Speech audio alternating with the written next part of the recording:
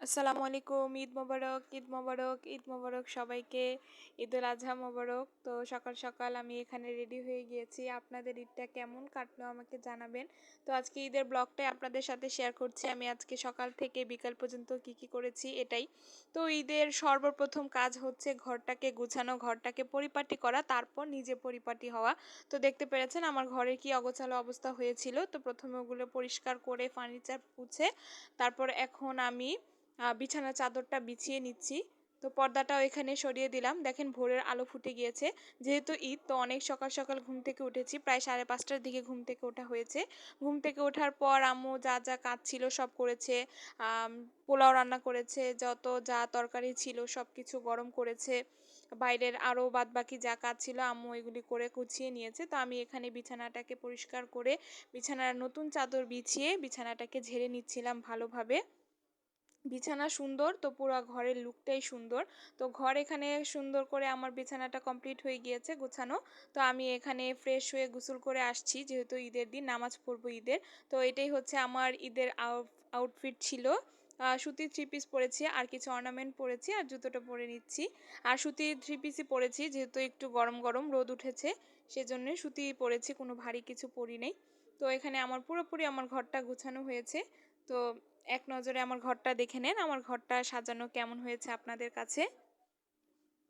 তো আমি এখানে আজকে কমলা কালারের বিছানা চাদর বিছিয়েছি। আসলে হালকা কালারের বিছানা চাদর বিছালে কি হয়, ঘরটা অত একটা ফুটে ওঠে না, আর ভিডিওতেও দেখতে ভালো লাগে না। তাই আমি এই কালারের বিছানার চাদর দিয়েছি। আর একটু দেখে বুঝতে পারছেন যে আমি ফার্নিচারটা একটু এলোমেলো করেছি। ওইখানে বেডের পাশে আলমারিটা দিয়েছি, বেডের পাশে শোকেস ছিল, আমি এখানে আলমারিটা দিয়েছি। যেহেতু কোরবানির ঈদ বুঝতেই পারছেন, কাজ আর কাজ, মেয়েদের কাজের শেষ নেই। রোজার ঈদে যেরকম ঘুরে বেরিয়ে আনন্দ করে থাকা যায়, কোরবানির ঈদে কিন্তু এর থেকে পুরোপুরি ব্যতিক্রম। তো দেখেন আমি আর আজকে সকালে খাবারের কোনো ক্লিপ নিতে পারিনি, নাস্তা করেছি তো ওটার ক্লিপ নেইনি। তো এখানে সরাসরি দুপুরে খাবারের ক্লিপটা আমি নিয়ে নিচ্ছি। তো আজকে যেহেতু ঈদ, তো আমাদের ঈদে পোলাও রান্না করে অনেকে, কোরবানি ঈদে খিচুড়ি রান্না করে, গরুর মাংস সাথে থাকে। তো আমরা আজকে পোলাও রান্না করেছি, আর এখানে আম্মু টিকিয়া বানিয়ে নিয়েছিল। তো টিকিয়া দিয়ে পোলাওটা খেয়ে নিচ্ছিলাম, টিকিয়াটা খেতে আমার কাছে ভালোই লেগেছে। তো আর রোস্ট নিয়ে নিচ্ছিলাম, মুরগির রোস্ট। পোলাওয়ের সাথে মুরগির রোস্টে সবচেয়ে বেশি জমে। তো আমি, আমার আম্মু, আমার ভাই তিনজনে মিলে বেড়ে বেড়ে খেয়ে নিচ্ছিলাম, ভালোই লেগেছে সবাই মিলে একসাথে ঈদের দিন খেতে। তো আমি এখানে খেয়ে নিচ্ছিলাম। মাশাল্লাহ খাবারটা খেতে খুবই ভালো হয়েছে, আমার আম্মুই সব কিছু রান্না করেছে। আসলে মার হাতের রান্না তো এমনিতেই মজা। তো খাওয়ার সময় আহ, খারাপও লাগছিল, আসলে আমার বাবা নেই, আমরা একা, বাবা ছাড়া আমাদের ঈদটা অত ভালো লাগে না। তো আমি একটু ইমোশনাল হয়ে গিয়েছি, তো সরি আপনাদেরকে। তো এখানে আমি গরু মাংস রান্না করেছিলাম, আম্মু গরু মাংস রেজালা করেছিল। তো আমি রেজালাটা নিয়ে নিয়েছি। রেজালাটাও খেতে ভালো লেগেছে, তো আমার কাছে সবচেয়ে বেশি ভালো লেগেছে গরুর মাংসটা খেতেই। তো খাবার দাবার কমপ্লিট করে তারপরে বসবো। তো দেখেন আমি এখন খাওয়া দাওয়া করে নিচ্ছি। তো যেটা বলছিলাম, কোরবানি ঈদে মেয়েদের কাজের শেষ নেই। রোজার ঈদে যেমন ঘোরাঘুরি করা যায়, কোরবানি ঈদে পুরোপুরি এর ব্যতিক্রম, কাজের উপরেই থাকতে হয়। তো এখন তো দুপুর, এখনও তো কাজ শুরু হয়নি, দুপুর পরে আসলে কাজকর্ম এরকম শুরু হয়। তো আমার খাওয়া দাওয়াটা কমপ্লিট করে নিয়েছি। আর খাওয়া দাওয়া করে তারপর আমি একটু ঘুম দিয়েছি, রেস্ট নিয়েছি, যেহেতু কালকে অনেক রাত পর্যন্ত জাগা হয়েছে, প্রায় 2টা পর্যন্ত জাগাটা ছিলাম আমরা। আর ঘুম থেকে উঠেছি 5টার দিকে সকাল। তো একটু রেস্ট করে নিয়েছি। তো দেখেন আমাদের বাসায় কত মেহমান আসছে, এখানে সব আমার চাচি ফুপি সবাই আসছে আমাদের বাসায়, সব আসছে আমাদের বাসায়। তো আমি সবার সাথে কথা বলছিলাম, আড্ডা দিচ্ছিলাম।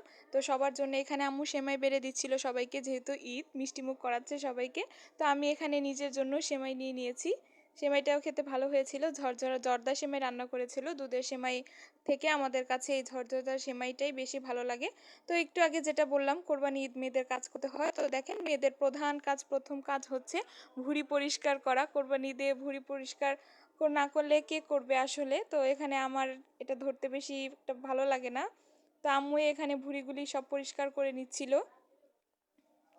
তো এখানে ভালোভাবে গরম পানি দিয়ে ভুঁড়িগুলি পরিষ্কার করে এখানে সব কিছু সেদ্ধ বসিয়ে দিয়েছে। আসলে তো আমি দেখিয়ে দিলাম 1 মিনিটেই সব কিছু পরিষ্কার হয়ে গিয়েছে, কিন্তু আসলে এগুলি পরিষ্কার করতে অনেক সময় লেগেছে। আম্মু সব একা একা এগুলি পরিষ্কার করেছে। আর দেখেন এখানে আমাদের আত্মীয় বাড়ি থেকে, আমাদের প্রতিবেশীদের সবার বাসা থেকে মাংস আসছে, আমার বোনের বাড়ি থেকে। তো আমি এই মাংসগুলোকে সব গুছিয়ে নিচ্ছিলাম, যেহেতু আম্মু বাইরে ভুঁড়ি পরিষ্কার করছিল, অন্য কাজে ব্যস্ত ছিল। আমি এই মাংসগুলোকে উঠিয়ে নিচ্ছিলাম, যেহেতু গরম পড়েছে, মাংসগুলি বেশিক্ষণ বাহিরে থাকলে নষ্ট হয়ে যাওয়ার সম্ভাবনা আছে। তো আমি এখানে মাংসগুলি পরিষ্কার করে নিচ্ছিলাম। তো কোরবানির মাংস রান্না হয়েছে, কিন্তু ওইটার ক্লিপ আর আমি নিতে পারি নাই। এগুলি করতে করতে সময় চলে গিয়েছে। তো আম্মু এখানে মাংস অলরেডি ধুয়ে বসিয়ে দিয়েছিল রান্নার জন্য। তো ওইটা আর আমি ক্লিপ নেই। তো এখানে আমি সব কিছু পোটলা পোটলা করে নিচ্ছিলাম, ভাগ ভাগ করে নিচ্ছিলাম। আম্মু ভাইকে দেওয়ার জন্য ওইটা আম্মু গুছিয়ে দিয়েছে, তো ওইটাও আমি ফ্রিজে উঠিয়ে এখন আমাদের ঘরের জন্য যা ছিল ওগুলো আমি রেখে দিচ্ছিলাম। তো জানাবেন আপনাদের ঈদ কেমন কেটেছে। কোরবানি ঈদে মাংস ধরতেই হবে, মাংস না ধরলে চলবে না, কাপড় চোপড়ও নোংরা হয়ে গিয়েছিল। আপনাদের ঈদ কেমন গিয়েছে আমাকে অবশ্যই জানাবেন। তো আমি এখানে সব কিছু পোটলাগুলো ফ্রিজে রেখে দিচ্ছিলাম। তো আমার আজকের ঈদের এই ভিডিওটা আমি এখানেই শেষ করছি। এই অগোছালো ভিডিওটাই ছিল আজকের ঈদের। আসসালামু আলাইকুম।